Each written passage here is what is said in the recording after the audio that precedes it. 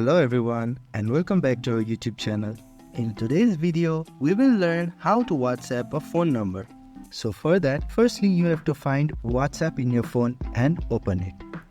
Once you have opened WhatsApp, we can see green button with plus icon in the middle at the bottom right corner of the screen, to which you have to click on it.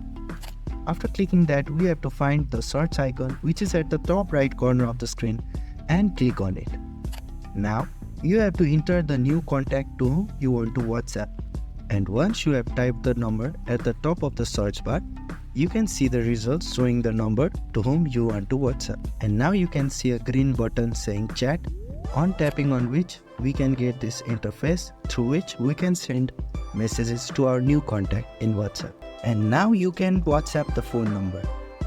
And if you find this video helpful, don't forget to like, share and subscribe to our YouTube channel. And thank you for watching.